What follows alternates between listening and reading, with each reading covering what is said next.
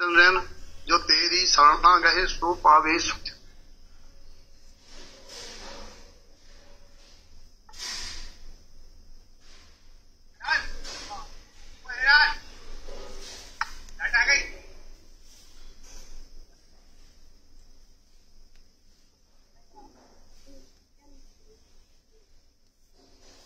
सभी को जय तारण तरण। अखिल भारतीय तारण तरण जैन युवा सभा के तत्वाधान में संचालित आओ चले तारणमी पाठशाला के अंतर्गत हम और आप 14 मार्गणाओं का प्रकरण चिंतन में ले रहे हैं। आज हम संगी मार्गणा और आहार मार्गणा के बारे में चिंतन करेंगे। मंगलाचरण। आत्म तत्व रहस्यज्ञं महामान्यं जगद्गुरुं प्रचंड धर्म सूरीतं वंदे श्री गुरु तारणम वंदे श्री गुरु तारणम वंदे श्री गुरु तारणम। कल अपन ने सम्यक्त मार्गणा के बारे में चर्चा करी थी।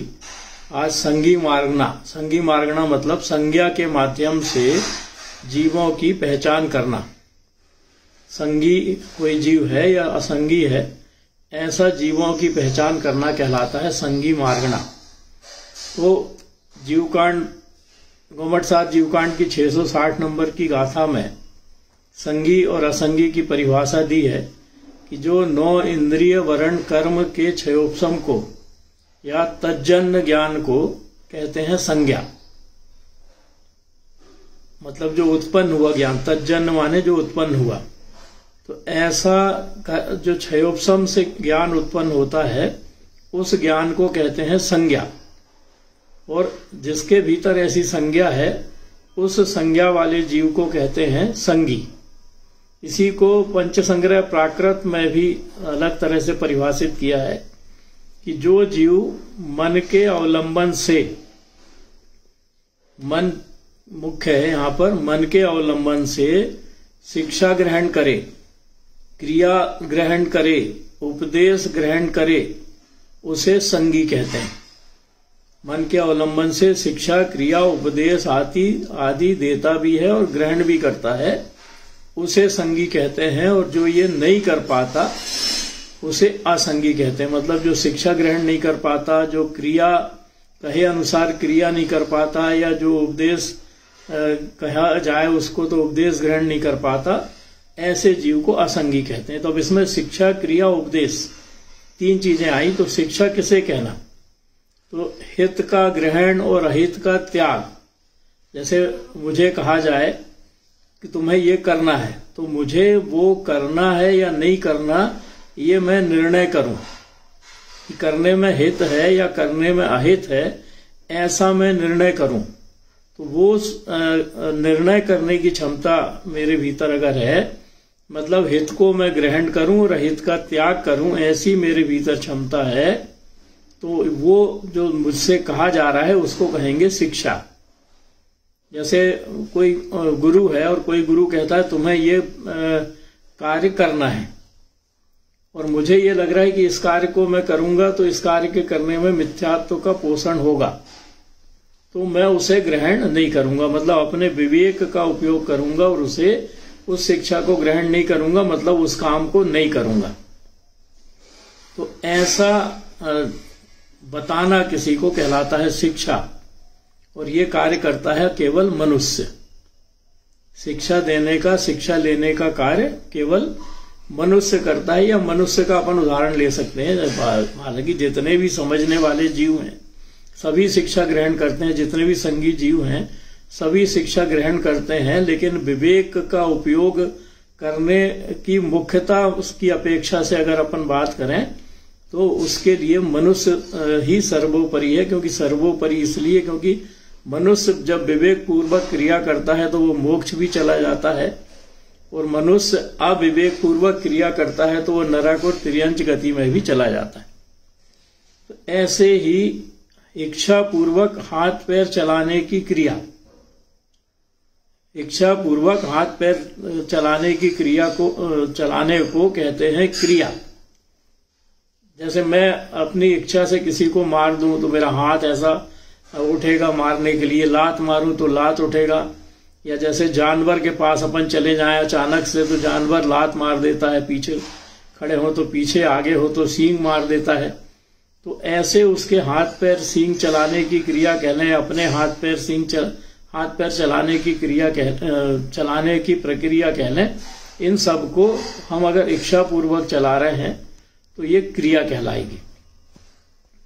ऐसे ही उपदेश, जैसे अपन कुत्ते को सिखा देते हैं उठ बैठ सिट, हाथी को सिखा देते हैं ये बोलेंगे तो ये करना, घोड़ा को सिखा देते हैं कब नाचना कब नहीं नाचना।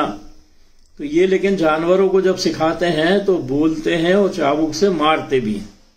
एक घोड़े को सिखाने के लिए बहुत अधिक उसको प्रताड़ित किया जाता है, कई दिनों तक भूखा तक रखा जाता है। हाथी को सिखाने के लिए कई दिनों तक भूखा रखा जाता है। कुत्ते को सिखाने के लिए ट्रेनर रखे जाते हैं और उनको बहुत प्रताड़ित किया जाता है, बहुत दुख दिया जाता है सिखाने के लिए।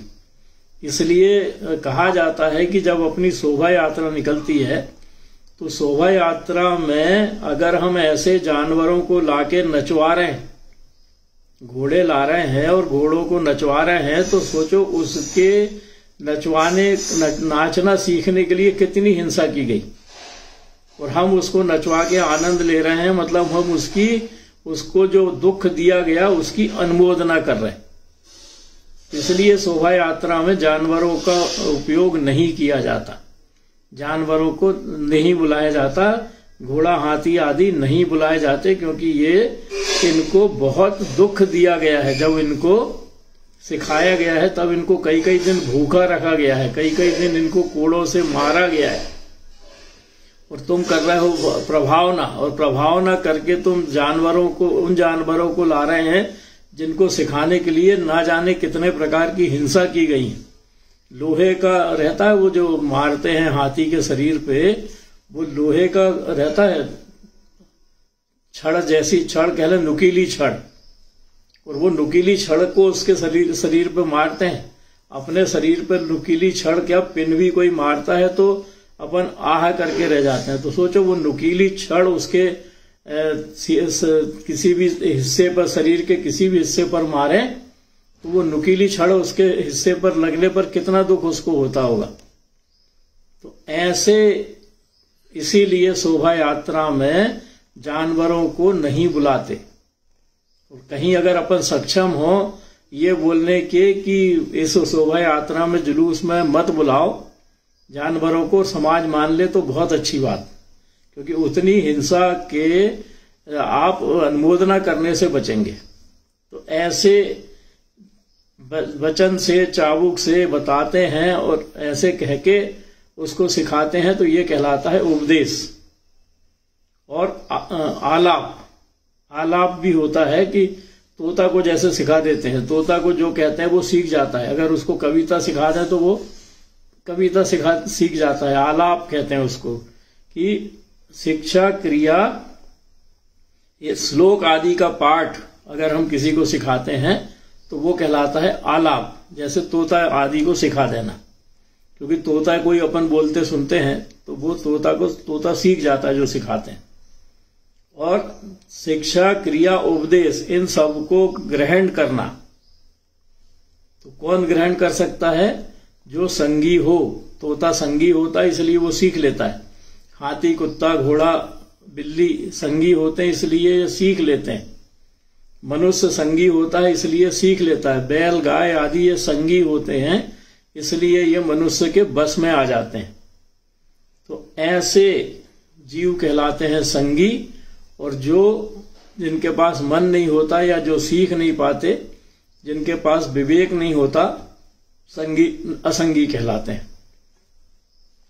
तो ऐसे 661 नंबर की गाथा के बाद 662 नंबर की गाथा में दिया है कि जो पहले कार्य अकार्य का विचार करे, तत्व अतत्व को सीखे, नाम से बुलाने पर आए, वह जीव संगी होता है। उसको समनस्क भी कहते हैं। क्या लिखा है संगी के लिए?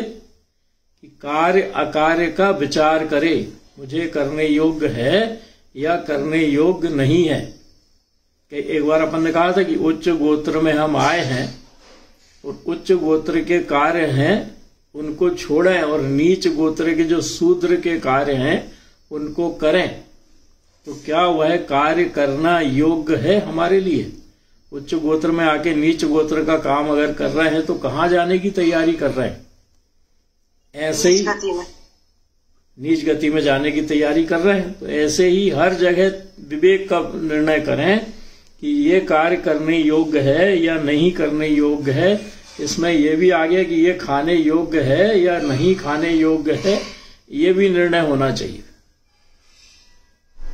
तो ऐसे कार्य अकार्य का विचार करे, तत्व अतत्व को सीखे, मतलब 27 तत्वों का यथा जो कहा गया है आप्त द्वारा उसको ज्यों का त्यों माने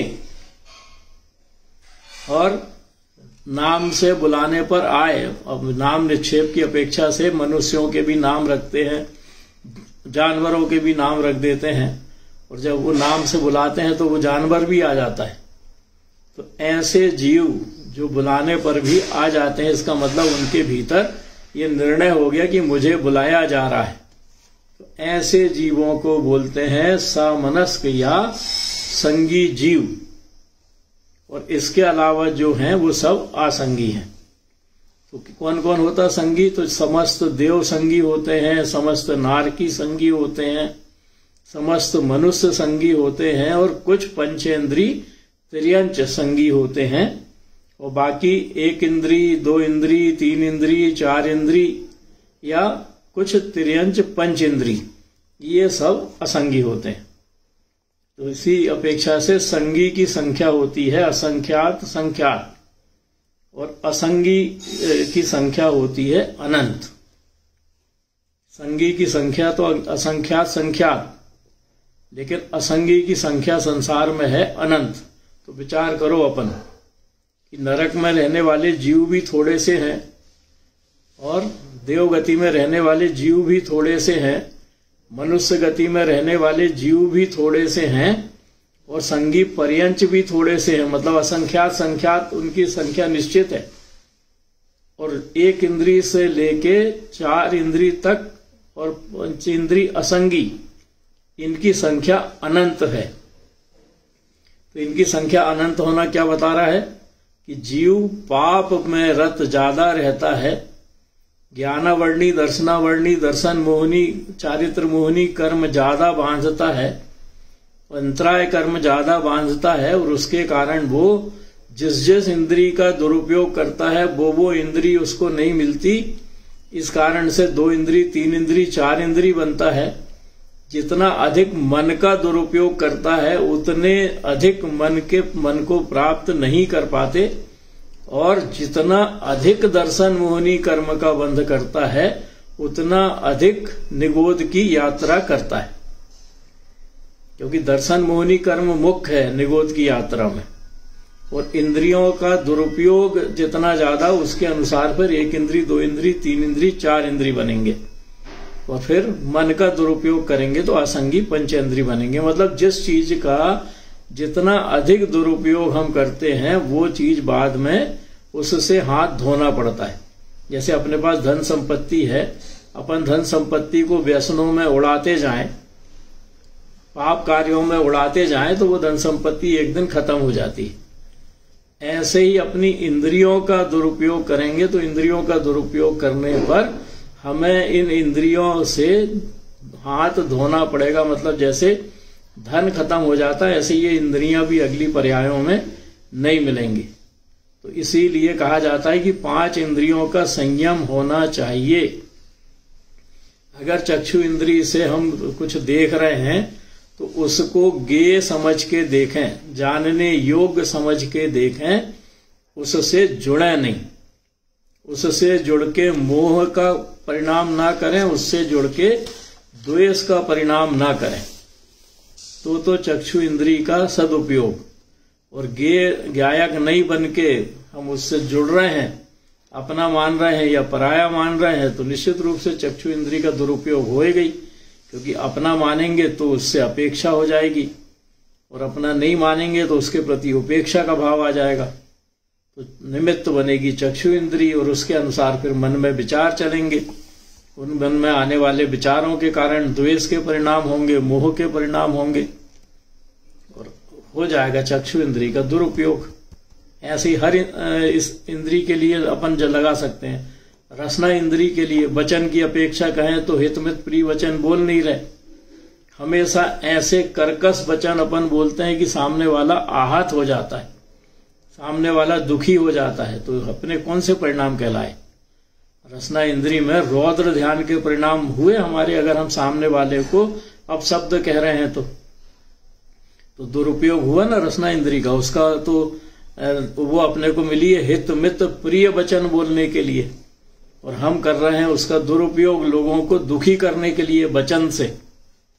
तो सोचो, अगर वचन से अपन किसी को दुखी करने का भाव बोल रहे हैं तो मन में कितनी कलुषता होगी, कितना हमारे मन में रौद्र ध्यान के परिणाम होंगे। तो वो रौद्र ध्यान के परिणाम हमारे को रसना इंद्री से वंचित कर सकते हैं भविष्य में। इसका दुरुपयोग करें अभक्ष खाने में।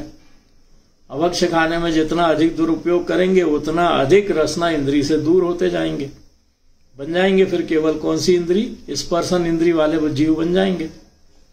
इतना जिस इंद्री का जितना दुरुपयोग करेंगे उतना उससे दूर हम होते जाएंगे। ऐसा समझ के संगी मार्गणा में जो वर्तमान में हमें संगी पर्याय मिली है, उसमें उच्च गोत्र मिला है, मनुष्य गति मिली है, तो हम इसका सदुपयोग जितना अधिक कर सकते हो कर लें, तो हम कह सकते हैं कि हाँ हमें अच्छी गति मिलेगी। और जितना अधिक दुरुपयोग करेंगे उतनी अधिक निचली गतियों में हमें जाना पड़ेगा। अंतिम है अपने मार्गणा के प्रकरण में आहार मार्गणा। आहार मार्गणा में जीव के कब आहारक रहता है और कब आहारक नहीं रहता, ये भेद करके जानना कहलाता है आहार मार्गणा। कब आहारक रहता है और कब अनाहारक रहता है, तो अनाहारक का तो केवल एक ही है कि सिद्ध परमात्मा बनने पर शरीर नहीं रहता, तो जीव अनाहारक हो जाता है।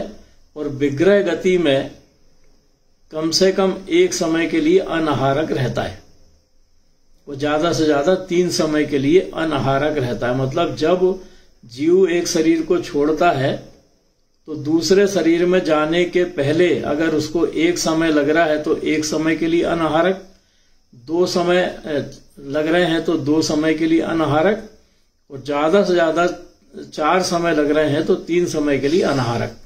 ऐसा जीवों का विधान है कि 4 समय लग रहे हैं तो 3 समय तक अनाहारक रहेगा, 3 समय लग रहे हैं तो 2 समय तक अनाहारक रहेगा, और 2 समय लग रहे हैं तो 1 समय तक अनाहारक रहेगा। और अगर सीधी ऋजु गति में जाके जन्म लेना है तो फिर वो अनाहारक भी नहीं रहेगा, ऐसा अपने को महाराज जी ने भी बताया था। तो ऐसे विग्रह गति में चारों गति संबंधी और केवली समुद्घात जब करते हैं, केवली होते हैं सहयोग केवली। सहयोग केवली मतलब शरीर सहित होने के कारण वो होते हैं आहारक, और अयोग केवली शरीर सहित नहीं होने के कारण होते हैं अनाहारक। लेकिन जब केवली सहयोग केवली समुद्घात करते हैं तो समुद्घात के समय वो भी अनाहारक रहते हैं। केवली समुद्घात के समय सहयोग केवली होने पर भी अनाहारक रहते हैं।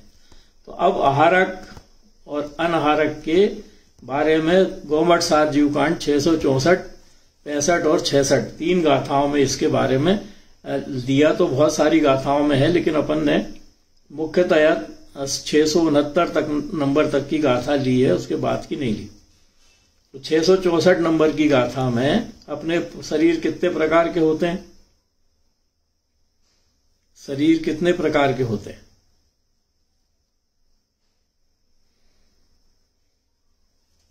बताएं कोई। अपने शरीर कितने प्रकार के होते हैं, बोले सिंधु बहन जी। मामा जी जदांतरण की 5 प्रकार जी, कौन औदारिक, बैक्रिया, आहारक, तेजस और कार्माण। जी बराबर, औदारिक, बैक्रियक, आहारक, तेजस और कार्माण, ये अपने 5 शरीर होते हैं।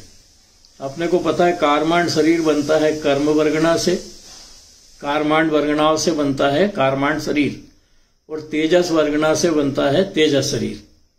लेकिन औदारिक शरीर, बैक्रियक शरीर और आहारक शरीर, ये तीनों शरीर बनते हैं आहारक वर्गना से। तो आहारक वर्गना के निमित्त से मनुष्य और तिर्यंच का शरीर जब बनता है तो वो कहलाता है औदारिक शरीर। देव और नारकियों का शरीर जब बनता है तो वो कहलाता है बैक्रियक शरीर। और छठवें गुणस्थानवर्ती मुनिराज को शंका होने पर उनके माथे से जो एक हाथ का श्वेत शरीर निकलता है, श्वेत शरीर वाला पुतला, उनके आत्म प्रदेश मूल तो रहते हैं अपने शरीर में, लेकिन कुछ आत्म प्रदेश आहारक शरीर बन के निकलते हैं, तो वो वही बनता है आहारक वर्गना के कारण। तो इस कारण से 3 शरीर बनते हैं आहारक वर्गना से, एक शरीर बनता है कार्माण वर्गना से और एक शरीर बनता है तेजस वर्गना से। तो ऐसे औदारिक, बैक्रियक और आहारक, इन 3 शरीर नामक नाम कर्म में से किसी के भी उदय से जो उस शरीर रूप, वचन रूप और द्रव्य मन रूप होने योग्य 9 कर्म वर्गना का ग्रहण करना आहार कहलाता है। मतलब हमारा जब शरीर बनेगा तो हम आहार करेंगे। कौन से काय का आहार करेंगे? जब हमने इस पर्याय को छोड़ा, दूसरी पर्याय में गए, तो मान लो मनुष्य गति में ही गए दूसरी पर्याय में, तो माता के गर्भ में जाएंगे। तो माता के गर्भ में जाते साथ प्रथम समय से ही हम आहार वर्गना को ग्रहण करेंगे और उस आहार वर्गना के निमित्त से 6 पर्याप्ति के कारण, हम 6 पर्याप्ति के निमित्त से हमारा शरीर का निर्माण होगा, हमारी इंद्रियां बनेंगी, हमारे अंगोपांग बनेंगे, हमारे भाषा वर्गना को ग्रहण करके हमारे भाषा बोलने का हमें लब्धि होगी और मनोवर्गना को ग्रहण करके हमारा बनेगा मन। तो ऐसे आहार वर्गना, मनोवर्गना और भाषा वर्गना को ग्रहण करके हमारा पूरा शरीर बनेगा। और कार्माण और तेजस शरीर तो पहले से ही बना हुआ रहता है, वो उस समय नहीं बनता। ऐसे ही अगर हम मनुष्य गति छोड़ के देव गति में जा रहे हैं तो देव गति में जाते साथ, उत्पाद सैया पर पहुंचते साथ हम आहार वर्गना ग्रहण करेंगे और उस आहार वर्गना से हमारा बैक्रियक शरीर का निर्माण होगा। वहां भी मन और भाषा, भाषा वर्गना और मनोवर्गना से मन और भाषा वर्गना का हमारे को लब्धि होगी, मतलब मन बनेगा और भाषा बोलने का की योग्यता आएगी। तो ऐसे हमारे औदारिक और बैक्रियक शरीर, इसी तरह नरक गति में जाएं तो बैक्रियक शरीर बनता है और तिर्यंच गति में जाएं तो तिर्यंच गति में भी औदारिक शरीर बनता है। तो इस तरह से पहले समय से ही जो हम ग्रहण करते हैं 9 कर्म वर्गना, अपन ने 23 प्रकार की वर्गना के नाम पढ़े थे पिछले बार, उन 23 प्रकार की वर्गना में से कोई भी जीव केवल 5 प्रकार की वर्गना ही ग्रहण करता है और उन वर्गनाओं का ग्रहण करना ही कहलाता है आहार। तो हम जन्म लेने के पहले समय से ही आहार ग्रहण करते हैं। कौन सा आहार ग्रहण करते हैं? आहारक वर्गना का। और विग्रह गति में भी कार्माण शरीर होने के कारण कार्मान वर्गना ग्रहण करते रहते हैं, लेकिन उसको कर्माहार कहा है और इसी कारण कर्माहार को आहारक में नहीं गिन के अनाहारक जीव को कहते हैं विग्रह गति में। तो ऐसे औदारिक, बैक्रियक और आहारक, इन तीनों शरीरों में से किसी भी एक शरीर के योग वर्गनाओं को तथा वचन और मन संगी के लिए योग वर्गनाओं को यथा योग जीव समास। जीव समास में कितने जीव आते हैं? जीव समास अपन ने कहा था, जीव समास होती है 14 प्रकार की। 14 प्रकार की जीव समास मतलब समस्त जीव के अधिकतम प्रकार होते हैं 14। एक इंद्री, बादर सूक्ष्म, फिर 2 इंद्री, 3 इंद्री, 4 इंद्री, पर्याप्तक, अपर्याप्तक, पहले तो 2 इंद्री, 3 इंद्री, 4 इंद्री, असंगी पंचेंद्री, फिर संगी पंचेंद्री, फिर ये हो गए 7 भेद। 7 भेद के पर्याप्तक और 7 भेद अपर्याप्तक, ऐसे 14 भेद। तो जीवों के 14 जीव समास होते हैं उन जीव समास के जीव यथा योग, मतलब एक इंद्री वाला एक इंद्री लायक शरीर बनाएगा, सूक्ष्म है तो सूक्ष्म शरीर बनेगा, बादर है तो बादर शरीर बनेगा, 2 इंद्री है तो केवल 2 ही इंद्रियां बनेंगी, उसकी 6 पर्याप्तियां वाला है तो पूरा शरीर बनेगा, और 6 पर्याप्ति नहीं है उसकी तो अपर्याप्तक शरीर बनेगा, अंतर मुहूर्त में मर जाएगा। 3 इंद्री जीव बन रहा है, 3 इंद्री शरीर बन रहा है तो 3 इंद्री बनेंगी उसकी केवल इंद्री पर्याप्ति में। ऐसे ही प्रत्येक जीव जिस जीव समास का है उस योग्य वो आहार वर्गणा को ग्रहण करता है, और आहार वर्गणा को ग्रहण करने के निमित्त से उसका शरीर बनता है, इसलिए उसको आहारक कहते हैं। ऐसे ही 666 नंबर की गाथा में लिखा है, विग्रह गति को प्राप्त होने वाले जीव, चारों गति के जीव विग्रह गति को प्राप्त होते हैं, क्योंकि चारों गति के जीव का जन्म भी होता है मरण भी होता है। तो जब मरण होता है तो दूसरी गति में जाके जन्म लेते हैं, और उस गति को पहली गति से दूसरी गति तक जाने में जितना समय लगता है उस उतने समय तक की गति को कहते हैं विग्रह गति। तो ऐसे विग्रह गति को प्राप्त होने वाले जीव चारों गति के, और प्रतर और लोक पूर्ण समुद्घात करने वाले संयोग केवली और समस्त अयोग केवली समस्त सिद्ध, ये अनआहारक होते हैं, जो अपन ने शुरू में कहा। मतलब अनआहारक अगर है तो अपन विग्रह गति में अनआहारक हैं, और सिद्ध परमात्मा शरीर रहित है अनाहारक हैं, अयोग केवली अनाहारक है, और केवली परमात्मा संयोग केवली परमात्मा जब समुद्घात करते हैं तो समुद्घात करने में उस समय वो भी अनाहारक रहते हैं। तो ऐसे जो अपन आहार करते हैं वो आहार 6 प्रकार से मुख्य रूप से कहा जाता है। पहला है कवलाहार। कवलाहार चाहे हाथ से उठा के खाएं, चाहे मुंह में सीधा मुंह से उठा के खाएं। कौन खाता है? हाथ से उठा के और मुंह से। हाथ से उठा के मनुष्य खाता है और मुंह से उठा के तिर्यंच खाता है। तो सारे मनुष्य और सारे तिर्यंच कौन हो गए? कवलाहार करने वाले। कर्माहार, तो कर्माहार तो लोक के समस्त जीव करते हैं। क्यों? क्योंकि 8 कर्म वर्गणाओं का ग्रहण प्रत्येक जीव प्रति समय कर रहा है, विग्रह गति में भी करता है। तो ऐसा कर्म वर्गणाओं को ग्रहण करना कहलाता है कर्माहार। फिर 9 कर्माहार। 9 कर्माहार मतलब 3 प्रकार का शरीर और 6 पर्याप्ति। 3 प्रकार का शरीर कौन सा? आहारक, औदारिक, वैक्रियक और आहारक। और 6 पर्याप्ति मतलब शरीर पर्याप्ति, इंद्रिय पर्याप्ति, श्वासोच्छ्वास पर्याप्ति, मन पर्याप्ति, भाषा पर्याप्ति, और 6वीं कौन सी रह गई? शरीर, इंद्रिय, श्वासोच्छ्वास, मन, भाषा, और 6वीं बताएं कौन सी रह गई? 6वीं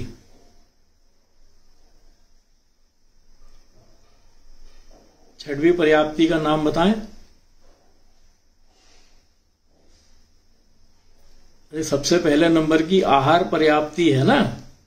आहार पर्याप्ति नहीं होगी तो कैसे ग्रहण करेंगे आहारक वर्गणाओं को? तो आहारक वर्गणाओं को आहार पर्याप्ति के निमित्त से ग्रहण करते हैं, और आहार पर्याप्ति के निमित्त से ही वो आहार वर्गणा के परमाणु ठोस और द्रव भाग में बदलते हैं। फिर शरीर पर्याप्ति से वो ठोस भाग हड्डी, मांस, मज्जा में परिवर्तित होता है, और द्रव भाग खून और अम्ल आदि में परिवर्तित होता है। इंद्रिय पर्याप्ति से फिर शरीर की इंद्रियां बनती हैं। श्वासोच्छ्वास पर्याप्ति से शरीर में सांस लेना प्रारंभ होता है।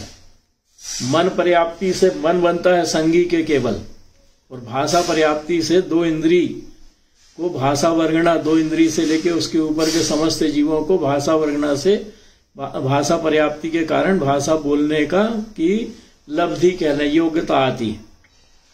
तो ऐसे 6 पर्याप्तियों के कारण जो हम कर्म वर्गणाओं का 9 कर्म वर्गणाओं का आहार करते हैं, मतलब ग्रहण करते हैं, उसको बोलते हैं 9 कर्माहार। फिर लेपाहार, लेप लगाने पर जो पोषण होता है उसको बोलते हैं लेपाहार। लेप लगाने पर जो पोषण होता है उसको बोलते हैं लेपाहार। जैसे वृक्षों में ये लेपाहार पाया जाता है। तो अपन करते हैं कि नहीं लेपाहार? अपन लेपाहार करते हैं कि नहीं?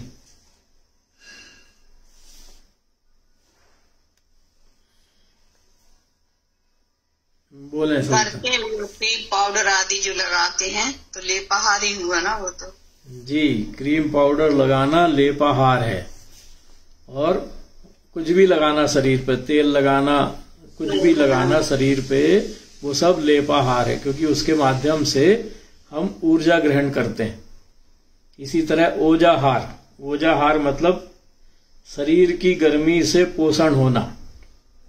जैसे अंडे सेती ना मुर्गी या पक्षी, दूसरे पक्षी भी अंडे सेते हैं, तो उससे अंडे, उनकी गर्मी, शरीर की गर्मी से वो अंडे के जो भ्रूण रहता है वो बच्चे में बदलता रहता है धीरे धीरे। तो ऐसे ओजाहार अपन करते हैं कि नहीं? मनुष्य करता है कि नहीं ओजाहार? कैसे? सूर्य से गर्मी ग्रहण करते हैं अपन। सूर्य से गर्मी ग्रहण करते हैं। जब ठंड के दिन में रजाई ओढ़ के गर्मी ग्रहण करते हैं, या हीटर चला के गर्मी ग्रहण करते हैं। मतलब अपन भी प्रति समय ओजाहार करते ही करते हैं। हर प्रकार से ऊर्जा को ग्रहण अपन कर रहे हैं, शरीर के निमित्त से भी। जब खूब तेज गर्मी से आए और खूब तेज गर्मी से आके खूब ठंडे पानी से शरीर को धो लें, पैर हाथ धो लें, तो राहत मिलती है कि नहीं? तो वो राहत मिलना भी तो ओजाहार हो गया। ठंड को ग्रहण किया अपन ने, कोई तो ऊर्जा ग्रहण करी ना किसी रूप में। तो ये ओजाहार। फिर मानसिक आहार। तो मानसिक आहार का मतलब ये होता है देवों में, कि उनके मन में जब इच्छा होती है तब उनके कंठ से अमृत झड़ता है। और जितना उन लोगों का, सबका अलग अलग समय काल है कि किसको कितने दिन बाद भूख लगती है, अलग अलग देवों का अलग अलग है। और जब उनको भूख का एहसास होता है तो उनके कंठ से अमृत झर जाता है और उनको तृप्ति हो जाती है। तो ऐसे जिन देवों के कंठ से अमृत झरता है उन देवों को सुरापान करने वाला भी कहा जाता है। तो करते होंगे सुरापान देव। सुरापान बताते हैं ना कई देवों के लिए कि वो बिना भोग तक लगता है शराब का, कि वो सुरापान करने वाले देव हैं। तो क्या किसी गति का देव जिसके कंठ में अमृत झरता है भूख लगने पर, वो सुरापान करता होगा? जिसको कबला हार ही नहीं करना, न पेय आहार करना, न खाद्य लेह पेय और स्वाद, चारों प्रकार के आहार उसको करना नहीं है। उसको तो सीधा इच्छा जागृत हुई और झर गया अमृत कंठ में, तो वो क्या मांस मदिरा आदि खाता होगा? जो बलि दी जाती है लौकिक में, कि देव को बलि दी जा रही है, वो देव इससे प्रसन्न हो जाते हैं, तो क्या मांस मदिरा का भोग करता होगा देव?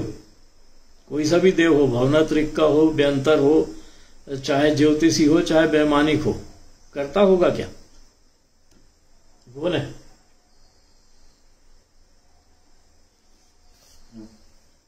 बोले भाई कोई? क्या संभव है कि देव सुरापान करते होंगे? स्वर्ग के देव सुरापान करते होंगे, मांस भक्षण करते होंगे,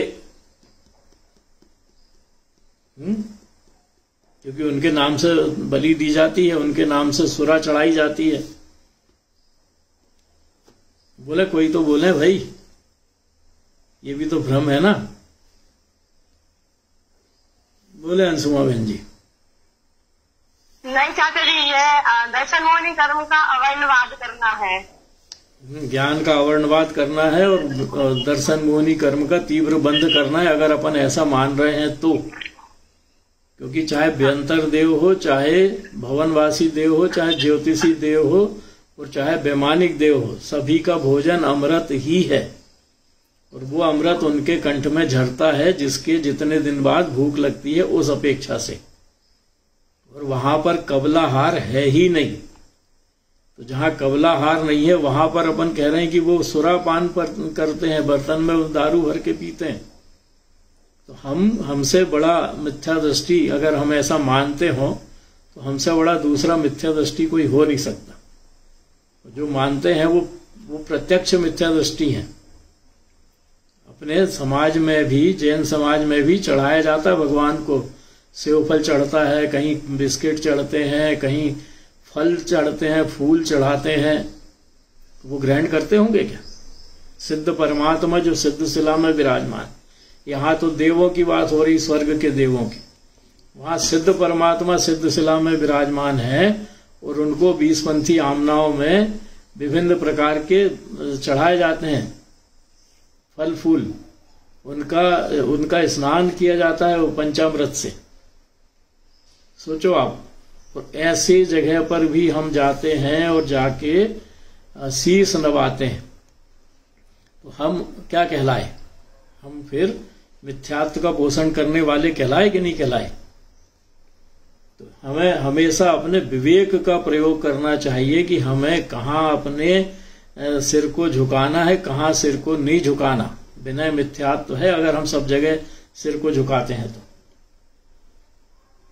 तो ऐसे जी जय तारण तारण। हम लोग जब मुंबई में थे तो जहाँ हम रहते थे उसके बगल में ऐसा तो ये सोच के वहां चले जाते थे कि जैन है और कोई भी मन यहाँ नहीं है तो चलो यहीं चले जाते हैं। तो मन में ऐसा आता था उस समय। ऐसे बहुत से लोग जो अभी ऐसे ही सोचते होंगे, अब तो पता पड़ गया तो अब नहीं है, मगर ये सोच के ले आते कि अपने को मालूम हो गया तो अब अपने को दृढ़ हो जाना चाहिए।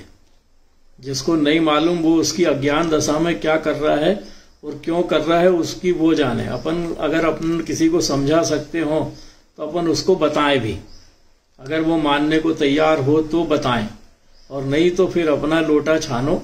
अपने को ऐसे मिथ्यात्व का पोषण नहीं करना है, क्योंकि तारण आमना में तो ये कहा है कि जिनवाणी जिनैन परमात्मा की वाणी है, और वो जिनवाणी तुम्हारे घर में भी रखी है। उस जिनवाणी को भी तुम श्रद्धा पूर्वक नमन करोगे तो अप्रत्यक्ष रूप से तुम जिनेंद्र की वाणी को नमस्कार कर रहे हैं, मतलब जिनेंद्र परमात्मा को नमस्कार कर रहे हो। तो हमारा जिनेंद्र परमात्मा को नमस्कार करना उद्देश्य है। चैत्यालय जाने का उद्देश्य यही है कि जिनेंद्र परमात्मा का गुणानुवाद करना, उनका नमस्कार करना और उनके समान बनने की भावना भाना। और अगर हमारे चैत्यालय नहीं है तो हम घर में भी यह काम बखूबी कर सकते हैं। अपने घर में अपन वेदी रख के चैत्यालय बना सकते हैं। नहीं जगह इतनी नहीं है तो एक अलग वेदी नुमा कोई वो लकड़ी का खरीद के एक दीवार पर फिट कर सकते हैं। ऐसी दीवार पे जहां जिस तरफ हमारी पीठ ना होती हो, या पूर्व और उत्तर दिशा सामान्यतया मानी जाती है, तो पूर्व और उत्तर दिशा में से किसी एक दिशा में उसको लगा सकते हैं, तो वो अपना मंदिर हो गया। जब तक हमारा मंदिर नहीं है तब तक तो ये व्यवस्था अपने को लेनी चाहिए। तो एक समुद्घात शब्द चूंकि इसमें आया है और उसका उल्लेख भी गौमठ साहब जीव कांड में 667, 68 और 69 नंबर की गाथा में किया है। तो अपन समुद्घात और पढ़ते हैं आहार मार्गणा के अंतर्गत। समुद्घात होता क्या है? तो मूल शरीर को छोड़कर तेजस कार्माण रूप उत्तर देह के साथ, देखो यहाँ देह के लिए तेजस कार्माण सहित लिखा है, मतलब कोई भी देह नई भी बन रही है या कहीं आत्म प्रदेश जा रहे हैं तो वो तेजस कार्माण की देह साथ में जाएगी, भले ही आंशिक रूप से जाए। तो मूल शरीर को ना छोड़कर तेजस कार्माण रूप उत्तर देह के साथ जीव प्रदेशों का शरीर से बाहर निकलना, जीव के आत्मा के प्रदेशों का शरीर से बाहर निकलना, मूल शरीर छोड़े बगैर आत्मा से बाहर निकलना कहलाता है समुद्घात। जैसे आहारक शरीर आहारक समुद्घात है वो वास्तव में। तो आहारक समुद्घात किनको होता है? आहारक समुद्घात होता है 6वें गुणस्थानवर्ती मुनिराज को। जब 6वें गुणस्थानवर्ती मुनिराज को जिनागम में शंका होती है और अगर वो आहारक रिद्धि के धारी हैं, क्योंकि आहारक शरीर उन्हीं का निकलता है जो आहारक रिद्धि के धारी हैं, मतलब जिनको वो रिद्धि प्रकट हो गई है। और इसके कितने होते हैं मुनि एक काल में, ये अपन ने पिछले उसमें देखा था कि कितने आहारक होते हैं। तो वो उनके सिर से एक हाथ का पुतला सफेद रंग का एक हाथ का आहारक शरीर निकलता है, और वो आहारक शरीर के जिन के निमित्त से उसको शंका हुई है, तो ऐसे केवली परमात्मा के पाद मूल में या श्रुत केवली परमात्मा के पाद मूल में जाता है और अपनी शंका का समाधान होने के बाद वापस आकर शरीर में प्रवेश कर जाता है। तो ऐसे मुनिराज का मूल शरीर तो जहां वो बैठे हैं वहीं रहता है, लेकिन आत्मा के कुछ प्रदेश आहारक शरीर के रूप में निकलते हैं, और वो आहारक शरीर के रूप में जाके शंका समाधान करके वापस शरीर में लौट जाता है। तो ऐसे समुद्घात को बोलते हैं आहारक समुद्घात। और आहारक समुद्घात में जीव के प्रदेश एक ही दिशा में जाते हैं। एक ही दिशा से क्या तात्पर्य है कि जहां उसको शंका हुई और जिसके निमित्त से उसे शंका समाधान करने की भावना हुई, उन्हीं तीर्थंकर परमात्मा के पाद मूल में वो आहारक शरीर जाएगा। तो वो एक दिशा निश्चित हो गई कि मान लो मध्य लोक में है कोई, अभी अपने जम्बू द्वीप में है, और वर्तमान में जम्बू द्वीप हालांकि होते नहीं है आहारक रिद्धिधारी पंचम काल में, होते हो तो अपने को पता नहीं। मान लो कोई है तो ये कहाँ जाएगा, निकटवर्ती कहाँ है, विदेश क्षेत्र में तीर्थंकर परमात्मा विराजमान है, तो विदेश क्षेत्र के किसी एक तीर्थंकर परमात्मा के पास जाएगा। तो जिनके पास जाना होगा उसी दिशा में जाएगा, अन्य दिशा में नहीं जाएगा, और उसी दिशा में वापस आके शरीर में वापस प्रवेश कर जाएगा। तो ऐसे ही एक समुद्घात होता है मारणांतिक समुद्घात। मारणांतिक समुद्घात होता है मरण के थोड़े समय पहले, मतलब नवीन पर्याय धारण करने के थोड़े समय पहले। तो कई जीवों को सबसे ज्यादा होता है ये व्यंतर देवों में। मारणांतिक समुद्घात सबसे ज्यादा व्यंतर देवों में होता है। तो ये मारणांतिक समुद्घात जब होता है तो जो जीव मरने वाला है उसके शरीर से, उसके मूल शरीर में रहते हुए आत्मा के कुछ प्रदेश निकलते हैं और उस स्थान पर जाते हैं जहां उसको जन्म लेना है, और उस स्थान से को छू के आते हैं, कह लें अपन, मतलब देखने जाता है वो कि मुझे कहाँ जन्म लेना। और ऐसा जन्म लेने वाला जीव के आत्मा के प्रदेश भी एक ही दिशा में जाते हैं, वो अन्य दिशा में नहीं जा सकते। जैसे मान लो मनुष्य गति का जीव है, मनुष्य गति छोड़ के स्वर्ग में जा रहा हो तो केवल जहां जा रहा है स्वर्ग में वहीं तक जाएगा। भवनात्रिक में जा रहा हो तो जहां जा रहा हो भवनात्रिक में वहीं तक जाएगा। नरक जा रहा हो तो जहां तक नरक में जाना है वहीं तक जाएगा और सीधी दिशा में जाएगा। तिर्यंच गति में जाना हो तो तिर्यंच गति में जहां जाना है वहां तक सीधा जाएगा, और वहां से लौट के आएंगे उसके आत्मा के प्रदेश और उसके शरीर में वापस प्रवेश कर जाएंगे, मतलब वो आत्मा के प्रदेश वापस शरीर में आ जाएंगे। तो ऐसे समुद्घात को कहते हैं मारणांतिक समुद्घात। और ये मारणांतिक समुद्घात अधिकतर, जैसा लिखा हुआ है टीकाकारों ने, कि अधिकतम होता है व्यंतरों में और बाकी जीवों में भी होता है। तो अब मारणांतिक और आहारक समुद्घात के अलावा 5 समुद्घात और होते हैं। वो है वेदना, कषाय, वैक्रियक, तेजस, तेजस और केवल। तो केवली समुद्घात तो अपन ने देखा कि दंड, कपाट, प्रतर और लोक पूरण, इस अपेक्षा से केवली समुद्घात होता है। पहले दंड के समान उनके आत्मा के प्रदेश पूरे नीचे से ऊपर तक फैलते हैं, फिर जैसे अपन कपाट खोलते हैं, दरवाजे खोलते हैं, ऐसे दरवाजे खुलने के समान उनके आत्मा के प्रदेश पूरे जगह समूह के रूप में फैलते हैं। फिर प्रतर होता है, मतलब वो भिन्न भिन्न होके फैलते हैं। और लोक पूरण का मतलब है कि वो पूरे लोकाकाश में फैल जाते हैं। वो फिर विपरीत क्रिया होती है तो विपरीत क्रिया में वापस प्रतर होता है, फिर कपाट होता है और फिर दंड होता है, और शुद्ध परमात्मा के आत्मा के प्रदेश पूरे के पूरे उनके जहां के तहां पहुंच जाते हैं शरीर में। और ये सामान्यतया जैसा लिखा है कि 48 मिनट पहले होता है। किसी किसी टीकाकार ने ऐसा भी लिखा है कि ये समुद्घात कई बार होता है, तो फिर 48 मिनट का अपने को समझ में नहीं आता, क्योंकि जब समुद्घात हो रहा है किसी किसी के, तो कई बार हुआ है, अपन ने पढ़ा हुआ है, तो उससे लगता नहीं कि 48 मिनट पहले होता होगा, पर टीकाकार ने किस अपेक्षा से लिखा है ये अपने को समझ में नहीं आता। तो वेदना समुद्घात होता है। जी बहन जी, जय तारण। जैसे आपने बताया कि प्रतर और लोक पूरण समुद्घात में आत्मा के प्रदेश मतलब निकलते हैं, वो नहीं क्या बताया था आपने? दंड कपाट प्रतर और लोक पूरण 4 प्रक्रिया होती हैं 4 समय में। एक समय में दंड के रूप में जितना शरीर का आकार है उस शरीर के आकार में ऊपर से नीचे तक दंड के रूप में आत्मा के प्रदेश फैल जाते हैं। दूसरे समय जैसे अपन घर के दरवाजे खोलते हैं ना, ऐसे ही कपाट खुलने जैसा उनके आत्मा के प्रदेश समूह के रूप में फैल जाते हैं।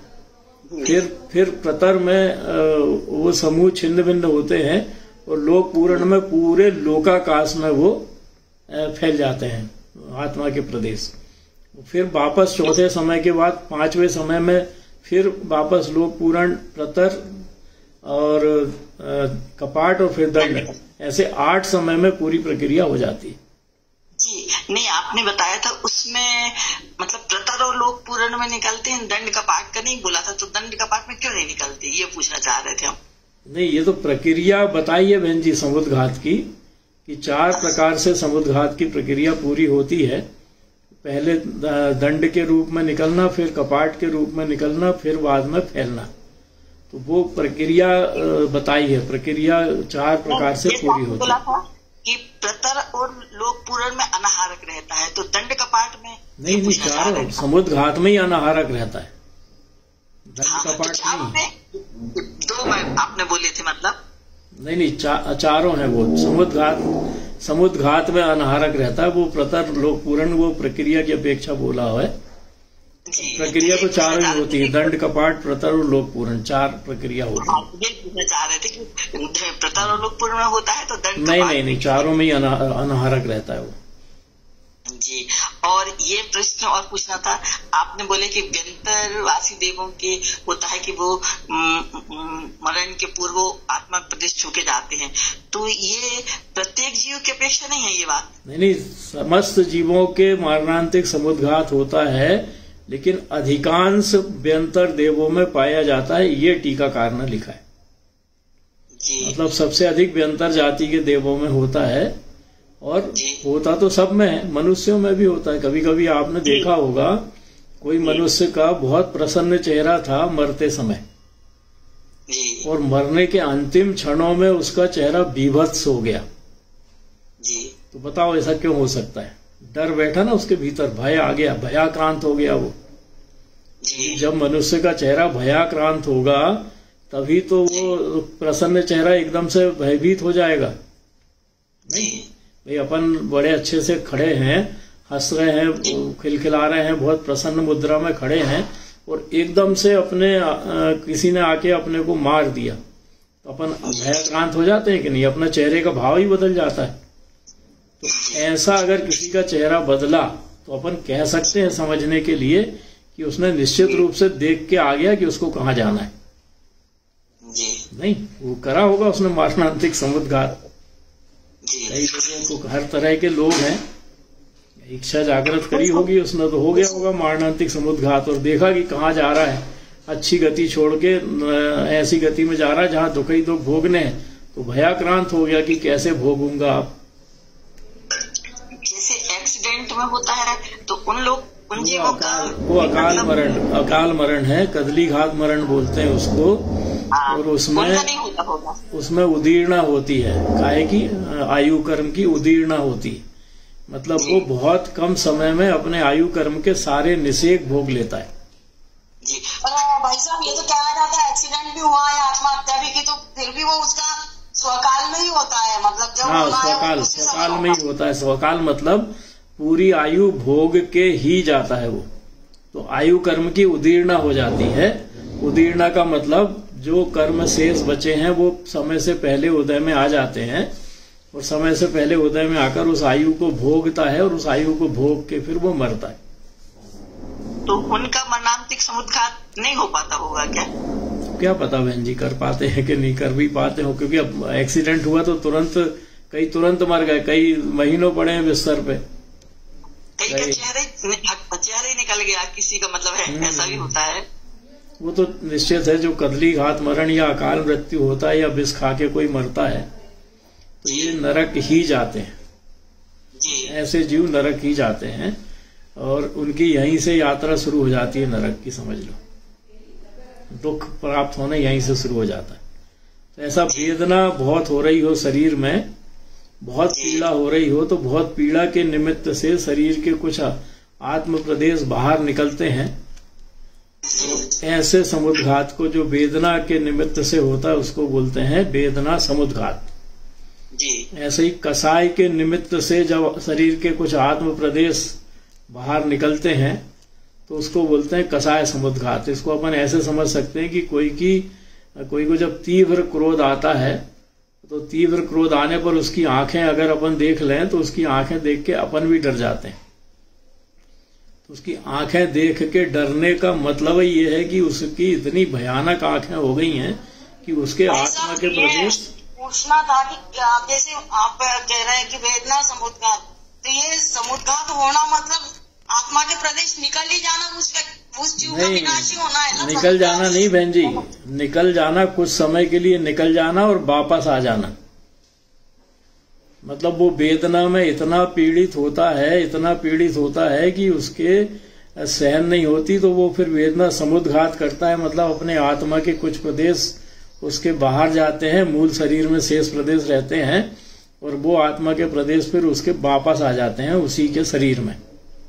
समुद्घात का मतलब कुछ देर के लिए गए और फिर वापस शरीर में आ गए। मतलब पूरे आयु समाप्त नहीं होती कोई भी समुद्घात में? नहीं, आयु किसी की समाप्त नहीं होती समुद्घात में। आयु में होगी?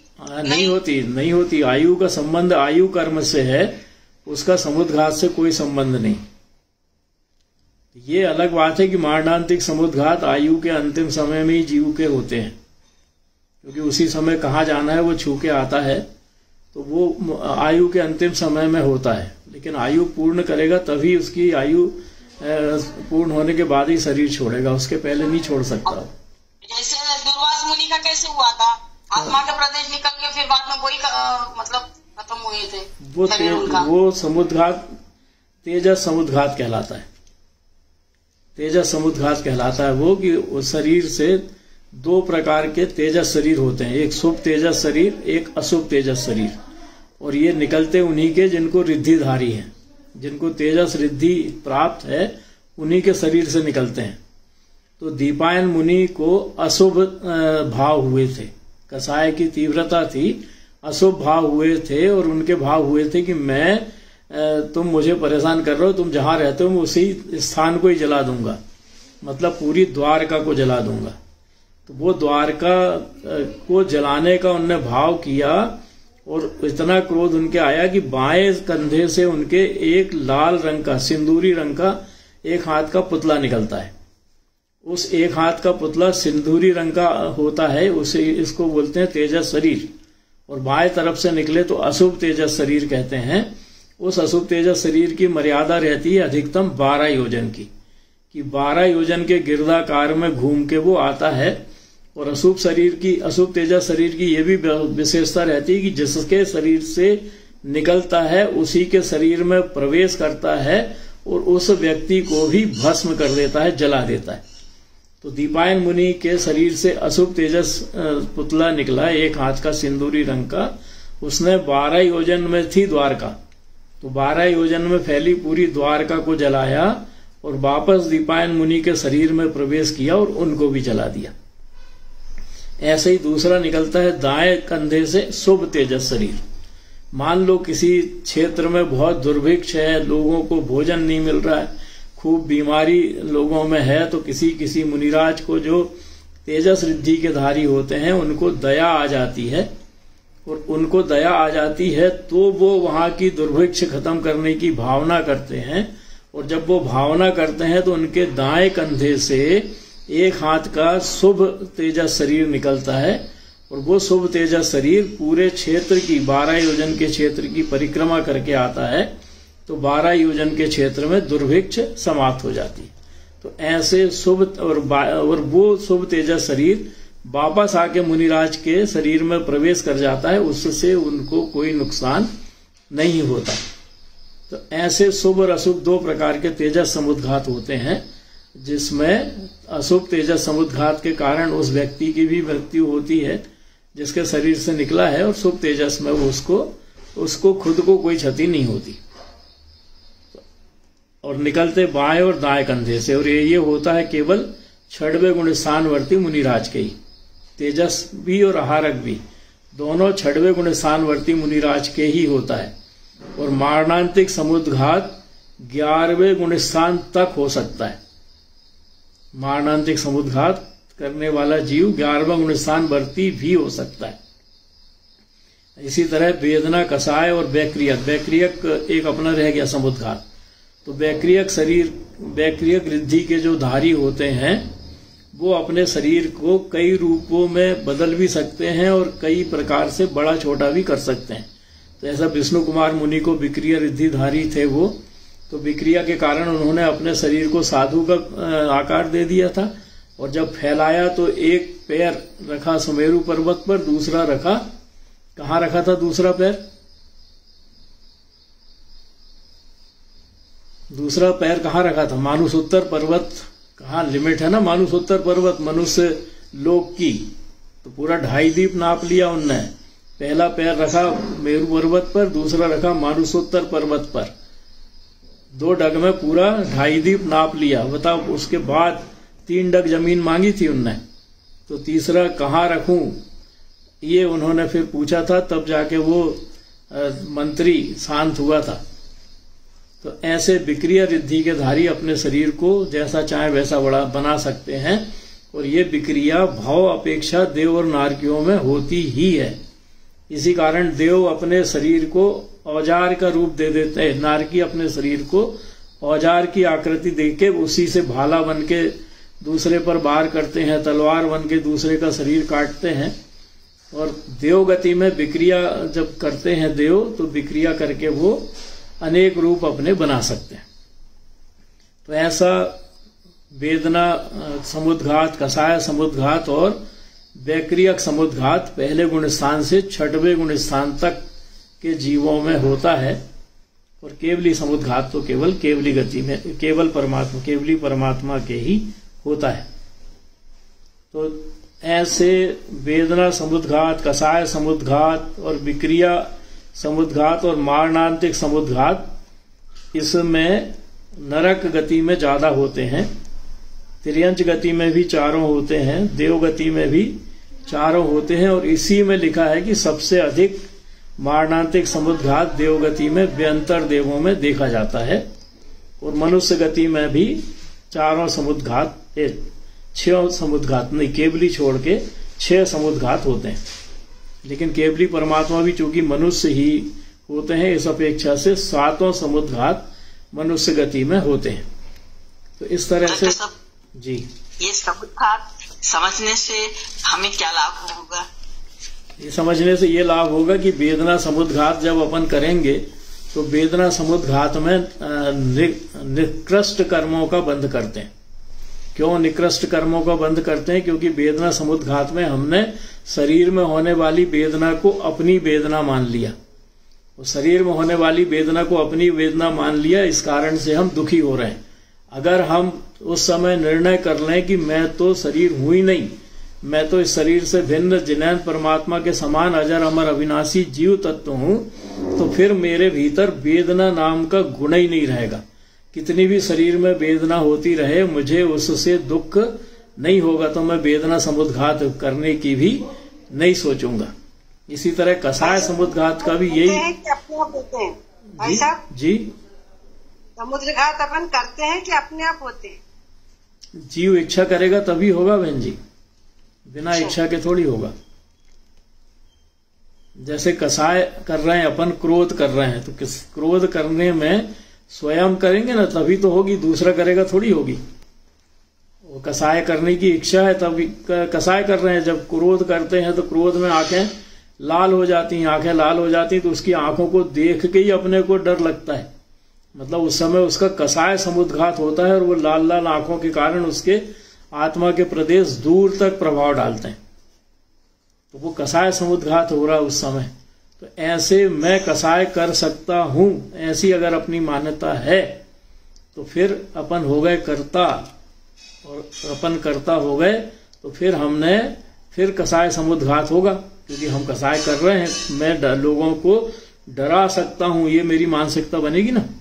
अपन जैसे घर के मुखिया हैं और घर के बच्चे नहीं मान रहे हैं तो जोर से चिल्लाते हैं, जोर से चिल्ला के बोलते हैं, बच्चों को लाल लाल आंखें करके दिखाते हैं, तो सारे बच्चे डर के मारे भाग जाते हैं। घर के कई मुखियों की आदत रहती है घूर के देखने की, बच्चों को घूर के देख लिया उतने में ही बच्चे शांत होके निकल लेते कि चलो अब यहां से। तो ये सब क्या है? ये सब अपने आप को बड़ा मानने का अभिमान है ना, कि मैं घर का मुखिया तो मेरी सब मानेंगे जी। और इसके अलावा मतलब बोली भी इतनी तेज निकलती है, अपनी बात मनवाने के लिए मतलब अपना प्रेशर डालते हैं। बराबर यही है। जब हमारी कोई बात नहीं मानता तो हम आंखें लाल करके तेज आवाज में बोलते हैं ताकि सामने वालों को सबको शांत कर दें कि मेरी तेज आवाज के सामने अब कोई बोलेगा नहीं। तो यही अपन समुद्घात के फायदे ले लें कि हमें ये समुद्घात करना ही नहीं है। हम ऐसे कर्म ही काय को करें कि हमको देखना पड़े आखिरी में कि मुझे कहां जाना है। मारणांतिक समुद्घात क्यों करना पड़े? नहीं, पहले से ही अपने कर्म ऐसे रखें कि हमें इस तरह की गति ना मिले। तो निश्चित रूप से अनुशासन बनाने की भी करते हैं जो जी, परिवार में अनुशासन बनाने की भी बड़े लोग करते थे पहले। देखिए व्यवहार है, व्यवहार को निश्चय में अपन नहीं लगाएं। अपन भी बच्चों को डांटते हैं, अभी भी डांटते हैं, बड़े हों घर के और ना हो, लेकिन डांटते हैं। और वो तो अनुशासन बनाने के लिए जरूरी है। व्यवहार है, लेकिन व्यवहार में डांटते समय भी अगर मेरे मन में ये है कि मैं बड़ा हूं घर का, मैं मुखिया हूं, तो मेरी बात सबको मानना ही चाहिए, तो ये कर्तापने का अभिमान है। और ये कर्तापने का अभिमान कर्म बंध का कारण है। बच्चों को डांटते हुए भी मेरे भीतर में ये रहे कि बच्चों को तो मुझे डांटना जरूर है, लेकिन ये मान लेंगे तो मान लेंगे, नहीं मानेंगे तो नहीं मानेंगे, इनका जैसा परिणमन होना होगा वैसा होगा। क्योंकि कई बच्चों को अपन डांटते भी रहते फिर भी उठ के नहीं जाते, वो क्या कर लोगे आप? तो उनका भी तो परिणमन स्वतंत्र है कि नहीं है? ढीठ रहते हैं कई बच्चे, बार बार कहने के बाद भी नहीं मानते कि घर का मुखिया नहीं कोई बोलता रहे। तो फिर अपने भीतर अभिमान नहीं आना चाहिए, वो मुख्य है। चाहे अपन घर के मुखिया हो, चाहे घर के छोटे से छोटे व्यक्ति हों। और अगर अपने भीतर कर्तापने का अभिमान है तो फिर हमने जिनवाणी को समझा ही नहीं। क्योंकि हमें मुख्य रूप से वर्तमान पंचम काल में तो ये देखना है कि हमारे कौन से कर्म हम बांध रहे, वो कौन सी क्रिया से कौन से कर्म बंध रहे। क्योंकि जैसे संस्कार अपन इस पंचम काल में लेके जाएंगे, वही संस्कार तो अगली पर्यायों में अपने को काम पड़ेंगे ना। क्रोध के संस्कार लेके जाएंगे तो क्रोधी बनेंगे कहीं जाके, मान के संस्कार लेके जाएंगे तो कहीं जाके मानी बनेंगे, और समता भाव के संस्कार लेके जाएंगे तो वैसी समता भाव वाली गति मिलेगी, जिनवाणी का समागम मिलेगा। वो जिनवाणी मिलेगी तो फिर अगली पर्याय में और आगे जाने की तैयारी कर पाएंगे। नहीं तो इस निकृष्ट पंचम काल में आते काहे को, अगर अपन बहुत पुण्यशाली होते तो। ऐसा विचार करना चाहिए अपने को नित्य प्रति, और ऐसा विचार करके हमें निर्णय करना चाहिए कि हम संगी हैं तो हमें क्या करना चाहिए और क्या नहीं करना चाहिए। ऐसी गुरु महाराज की देशना अपने लिए है। बड़े सरल शब्दों में बहुत सारी बातें गुरु महाराज ने समझाई हैं। चलिए अपन लेते हैं स्तुति। आपके ज्ञान की बहुत बहुत अनुमोदन। आप बहुत सूक्ष्मता से समझाते हैं तो उसका प्रभाव निश्चित पड़ता है जी। निज निधि निज में बताए, यह अनंत उपकार है।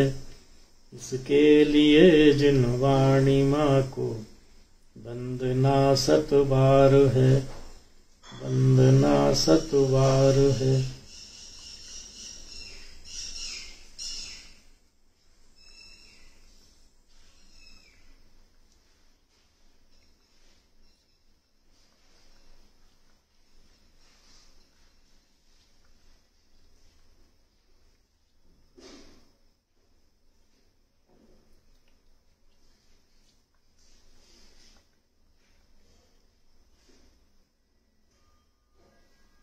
बोलिए श्रीमद्